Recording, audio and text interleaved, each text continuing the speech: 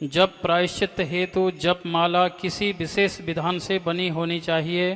साधारण गांठ वाली माला पर किया गया जप मान्य होगा अथवा अमान्य। प्रायश्चित आरंभ करने में यह बाधा अनुभव हो रही है। देखिए, ऐसा है कि माला अपने से गूंथी जाए तो सर्वोत्तम है, या किसी ऐसी कन्या जो ब्राह्मण कुल में उत्पन्न हुई हो और जो रजोदर्शन जिसका न हुआ हो, विशुद्ध कुमारावस्था में जो कन्या हो, उसके हाथ से गुथवाई भी कपास के सूत से बनी धागे से उसकी हाथ की गूंथी माला भी प्रशस्त है। अब अगर उनकी अनुपलब्धता हो तो बाजार से ऐसी माला को खरीदते हैं लोग जो पहले से गूंथी हुई हो, तो द्रव्य के आदान से वह माला जो है द्रव्य शुद्धि से, मतलब जो वस्तु बाजार में बेचने के लिए रखी गई हो और वह आप द्रव्य देकर खरीदें तो वह आपके ही गुण के अनुसार उसका व्यवहार माना जाएगा।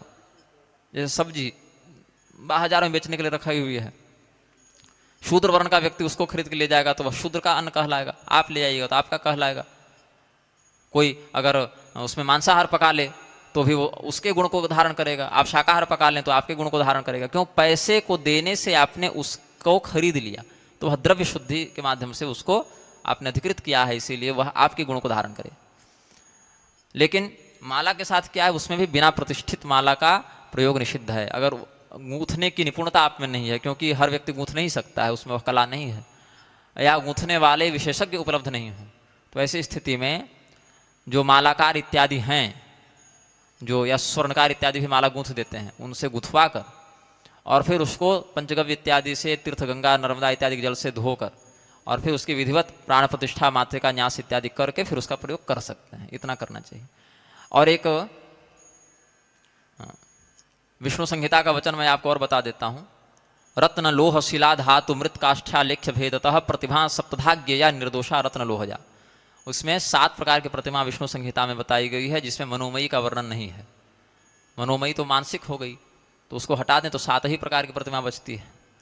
और अलग अलग काम में भी अलग अलग धातु की प्रतिमा का वर्णन है। शिलाबिंबम दारुबिंबम स्वगृहे नारचेत बुधः, पत्थर से बनी प्रतिमा और लकड़ी की बनी प्रतिमा को घर में पूजित न करे। अब पत्थर से बनी प्रतिमा से मतलब शिवलिंग इत्यादि, शालग्राम इत्यादि का निषेध नहीं है, वो तो स्वाभाविक पाषाण रूप में है। क्यों? और लोहे की प्रतिमा पिशाचों के वशीकरण में काम आती है, इसीलिए मना है। उच्चाटन करने वाले काम में कांसे की प्रतिमा, त्रिलोह से युक्त प्रतिमा शत्रु के विजय में, शीशे से बनी कांच की प्रतिमा का निषेध है, कांच की बनी प्रतिमा का पूजन करने से रोग होते हैं। रत्न से जो प्रतिमा बनाई जाए या स्फटिक इत्यादि पत्थर से जो बनाई जाए, पत्थर मतलब स्फटिक इत्यादि ग्राह्य है, उसमें उसको रत्न कोटि में गिनते हैं ना। पत्थर भी रत्न का रूप धारण कर लेते हैं विशेष तेजस्वी होकर। माणिक्य क्या है? पत्थर ही तो है, स्फटिक पत्थर है लेकिन तेजस्वी है, बहुमूल्य है, इसीलिए वह ग्राह्य है। तो स्फटिक इत्यादि से सौम्य भाव से जो प्रतिमा बनाई जाती है वह व्यक्ति को सर्व अभिष्ट फल प्रदान करती है। पूजा घर कहाँ हो तो ईशान कोण में तो प्रसिद्धि है ही पूजा घर की, किंतु पद्म संहिता के क्रियापाद में वायव्य कोण को भी पूजा के लिए बहुत उत्तम माना गया है। पूजा स्थानम गृहस्योक्तम मारुत्याम दिशि नान्यथा अर्चयेत भवनेश्वरचाम यजमानो यथोदिता, विशेष करके विष्णु भगवान के पूजन में। तो ईशान कोण में अगर किसी को अपने घर में पूजा घर बनाने में असुविधा हो या दिक्कत आवे तो वायव्य कोण का आश्रय लेकर, मतलब उत्तर के ऊपर है ईशान और उत्तर के नीचे है वायव्य। पूर्व और उत्तर का कोण हो गया ईशान और पश्चिम और उत्तर का कोण हो गया वायव्य, तो वहाँ भी पूजा का कक्ष बना सकते हैं। इसमें विशेष करके जो ब्राह्मण हैं, क्षत्रिय हैं और वैश्य हैं, उनको सोने या चांदी की बनी प्रतिमा का पूजन करना ज़्यादा प्रशस्त है, अगर समर्थ है। अब समर्थ नहीं है तब तो अलग बात है, लेकिन समर्थ हो तो सोने या चांदी की प्रतिमा का वह पूजन में प्रयोग करें।